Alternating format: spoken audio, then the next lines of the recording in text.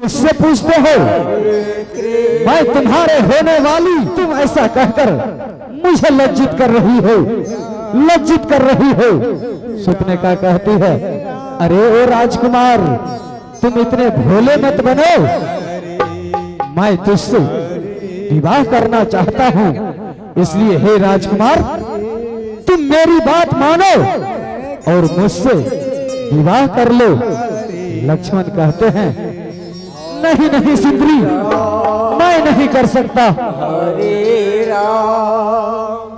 अगर तुम्हारी ऐसी इच्छा है तो तुम मेरे बड़े भैया, वह देख रही हो, वही मेरे बड़े भैया राम है, तुम उनके पास जाओ और उनसे यह प्रस्ताव करना और उसी के साथ तुम्हारी अगर वो मान गए तो तुम उससे विवाह कर लेना सुंदरी। सुपनेखा कहती है, ओह तो तुम्हारा भाई भी है, वाह देखने में कितना सुंदर लग रहा है। चलो कोई बात नहीं, मैं चलती हूँ तुम्हारे बड़े भैया के पास। और सुपनेखा चल देती है। वाह वाह कितनी सुंदर है, मानो साक्षात परमात्मा का रूप है। अगर इससे मेरी विवाह हो जाती है तो कितना सुंदर लगेगा। और सुपनेखा कहती है, हे राजकुमार, मैं आपके शरण में आई हूँ और तुम्हारे छोटे भैया लक्ष्मण ने मुझे भेजा है और कहा है कि जाओ मेरे बड़े भैया के पास, तुमसे विवाह कर लेंगे। इसलिए हे बड़े भैया लक्ष्मण के आप मुझसे विवाह कर लीजिए। राम कहते हैं, नहीं नहीं नहीं, मैं तुमसे विवाह नहीं कर सकता, मैं तो शादीशुदा हूँ, मेरी तो विवाह हो चुकी है। सुपनेखा कहती है,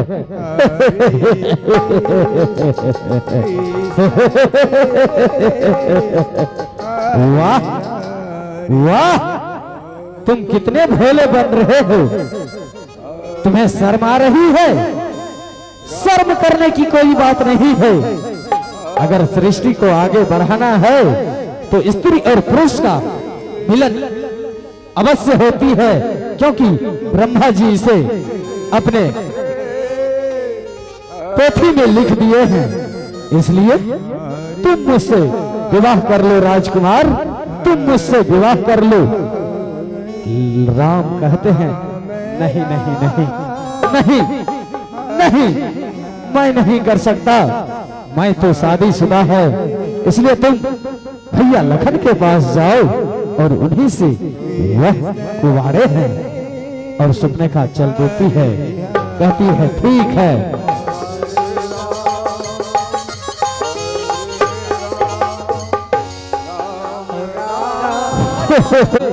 जाओ मेरे छोटे लखन के पास जाओ और तुम उससे विवाह कर लेना, वही कुंवारे हैं।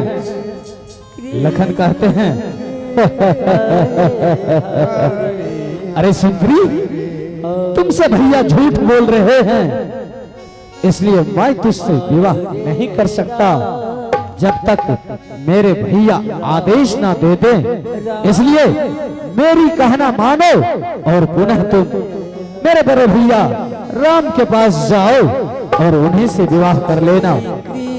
सुपनेखा पुनः राम के पास चली जाती है और कहती है,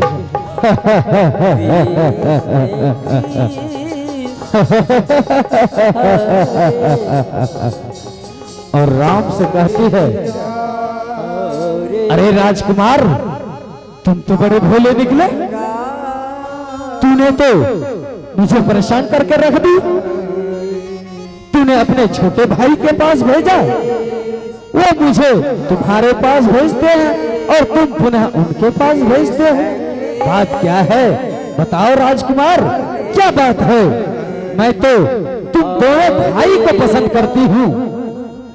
राम कहते हैं अरे सुंदरी मानती क्यों नहीं हो, हम तो खुद जंगल में भ्रमण करने आए हैं और हमारे साथ हमारी अर्धांगिनी देखो वो तुम्हें दिखाई दे रही है, वह सीता है मेरी अर्धांगिनी, इसलिए मेरी शादी हो चुकी है।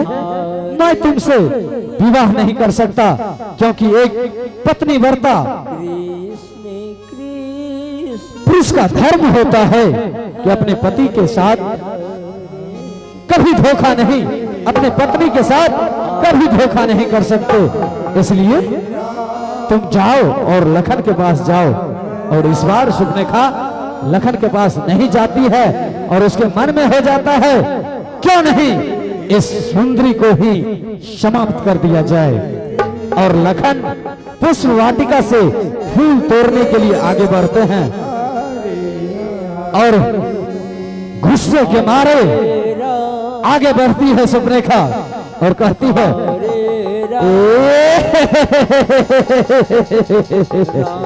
अभी तक तुम लोगों ने मेरी मासूमियत देखी है, मैं भी लंका के पति रावण की बहन सुपनेखा हूँ, सुपनेखा। और सुपनेखा राक्षसनी रूप धारण कर लेती है।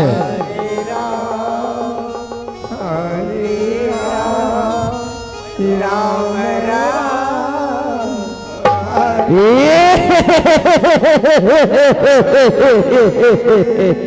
और सीता पर झपट मारती है। अरे चंडाली मैं तुझे खा जाऊंगी। सीता चिल्लाती है बचाओ बचाओ। और लक्ष्मण दौड़ते हैं, सीता को ज्यों ही पकड़ती है लक्ष्मण दौड़ते हैं। बताओ तुझे आज मैं जिंदा नहीं छोड़ूंगी। और लखन ना तलवार से, हेलो, तलवार से नाक काट देते हैं। या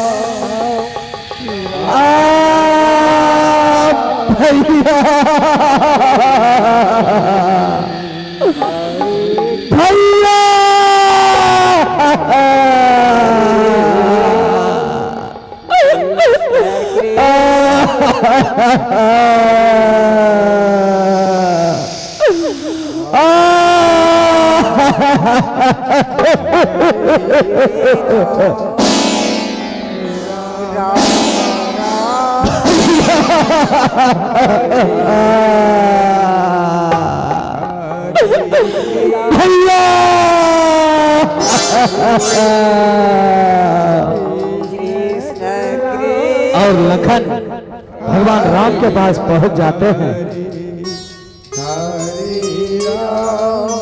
और कहते हैं, चरण वंदनम करते हैं तथास्तु। और भगवान राम कहते हैं, हे लखन तूने एक स्त्री का नाक काटकर उचित नहीं किया भ्राता, उचित नहीं किया। लखन कहते हैं, हाँ भैया मैंने उचित नहीं किया, लेकिन मैं भी भाभी मां को बचाने के लिए उनकी नाक काटी है, क्योंकि उसने भाभी माँ को, भाभी माँ पे वार कर दी थी, इसलिए मैंने उसकी नाक काट दी। आपने देखा नहीं भैया क्या? और मेरे भाभी पर कोई वार करे मैं देखता रहूं, क्या लखनलाल कला नहीं कर सकता है। और सुपनेखा रोते बिलखते खर भूषण के पास पहुंच जाते हैं। आ